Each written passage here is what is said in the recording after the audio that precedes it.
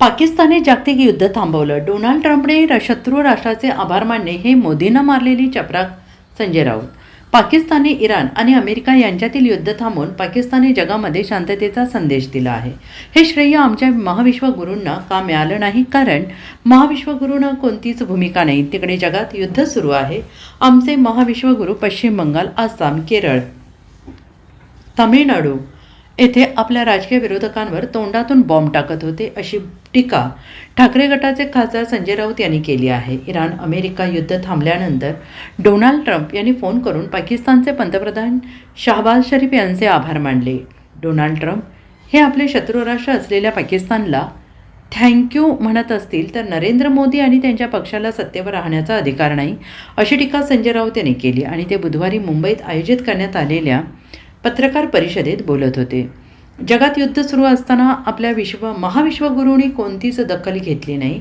ते राजकीय विरोधकांना तोंडातून शाब्दिक बॉम्ब टाकत होते. यांची हत्यारं काय? तर निवडणूक आयोग, सर्वोच्च न्यायालय, देशाचे उपराष्ट्रपती यांच्या माध्यमातून लोकशाहीचा विध्वंस करण्याचं काम आमचे महाविश्वगुरू करत होते. तिकडे जागतिक युद्ध थांबवण्याचे श्रेय चीन आणि पाकिस्तानने घेतले, असे संजय राऊत यांनी म्हटलं आहे. आता शांती बैठक इस्लामाबादला होणार आहे. जे ऑपरेशन सिंदूरमध्ये तुम्ही ताब्यात घेणार होता, तिकडेच बसून नेत्यानाहू, ट्रम्प आणि इराणी नेते जागतिक शांततेवर चर्चा करणार आहेत. भारतासाठी ही लाजिरवाणी गोष्ट आहे. पंतप्रधान मोदी आणि त्यांच्या सरकारसाठी ही लाजिरवाणी गोष्ट आहे. हे कसले विश्वगुरू? पाकिस्तानला जागतिक पातळीवर प्रतिष्ठा मिळाली, त्यासाठी मोदी आणि त्यांचे सरकार जबाबदार आहे. पाकिस्तानने खऱ्या अर्थाने युद्ध थांबवले. मोदी यांचे समर्थक रशिया युक्रेन युद्ध सुरू झाले तेव्हा वॉर रुकवादी पापा म्हणत होते, पण ते युद्ध अजूनही सुरू आहे, अशी खोचक टिप्पणी संजय राऊत यांनी केली आहे. संपूर्ण जगाचा विध्वंस होईल अशा प्रकारचं हे युद्ध सुरू होतं. हजारो लोक मारले गेले. अखाती राष्ट्रामधल्या दुबई असेल, कुवेत असेल, बहरीन असेल,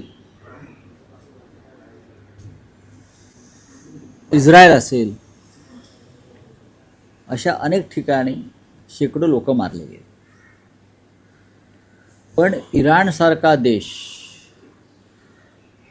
हा इस्रायल आणि अमेरिकेसारख्या महाशक्तींना शरण गेला नाही. 35 दिवसापेक्षा जास्त काळ अमेरिकेला झुंजवत ठेवलं, इस्रायलला झुंजवत ठेवलं. आणि अमेरिका आणि इस्रायलविषयी जी काय फालतू भीती होती जगाच्या मनात, ती भीती इराणने मोडून काढली. देशासाठी कसं लढावं, राज्यकर्त्यांनी कसं बलिदान करावं, आपल्या देशासाठी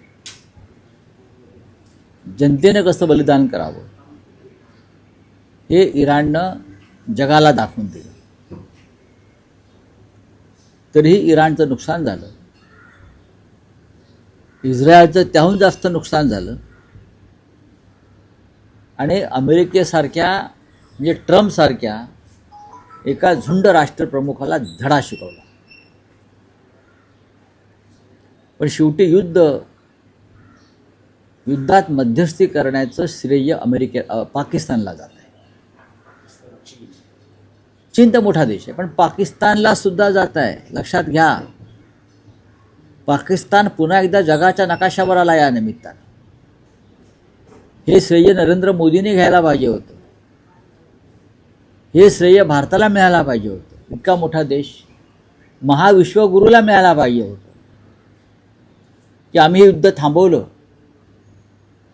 ट्रम्प, इराणचे राज्यकर्ते आणि इस्रायलचा नेतन्याहू यांना आम्ही एका टेबलावर आणलं आणि जगामध्ये शांततेचा संदेश दिला.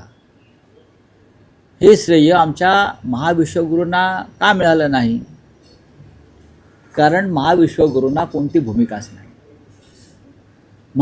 तिथे जगात युद्ध सुरू आहे आणि महाविश्वगुरू केरळ, पश्चिम बंगाल, आसाम, तामिळनाडू येथे आपल्या राजकीय विरोधकांवरती बॉम्ब टाकत होते. महाविश्वगुरू ते बॉम्ब पण कसले? ते तोंडातले बॉम्ब, शब्द बॉम्ब. आणि यांची हत्यारं काय महाविश्वगुरूची? निवडणूक आयोग, सर्वोच्च न्यायालय, देशाचे उपराष्ट्रपती यांच्या माध्यमातून लोकशाहीचा विध्वंस करण्याचं काम या देशामध्ये आमचे महाविश्वगुरू करत होते. आणि तिकडे जागतिक युद्ध थांबवण्याचं श्रेय हे चीन आणि पाकिस्तानने घेतलं आहे.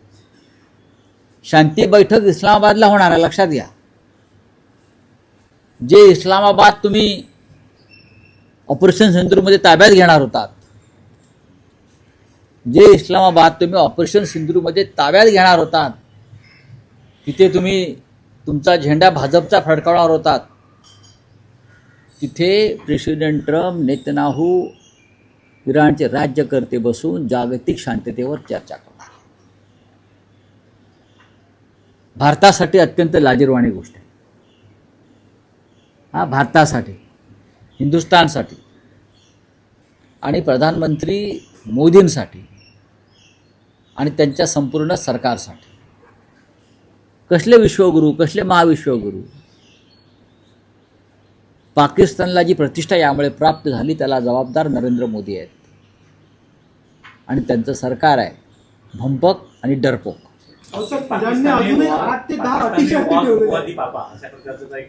हा म्हणजे खऱ्या अर्थानं रुकवादी पापा. हा, युक्रेन आणि रशियाचं युद्ध सुरूच आहे, वॉर रुकवादीवाले. आणि आत्ता या क्षणी प्रेसिडेंट ट्रम्प जर पाकिस्तानचे आभार मानत असेल तर ही भारताला मारलेली चपराक आहे, मोदींना मारलेली चपराक आहे. प्रेसिडेंट ट्रम्प हे जर पाकिस्तानला थँक्यू म्हणत असतील, चीनला थँक्यू म्हणत असतील, आणि हे दोन्ही आमचे शत्रू राष्ट्र आहेत, लक्षात घ्या, तर ही भारताला मारलेली सगळ्यात मोठी चपराक मोदी काळामध्ये आहे. खरं म्हणजे मोदीने आता सत्तेवर राहण्याचा अधिकारच नाही. Bureau report, SPN Marathi, Mumbai.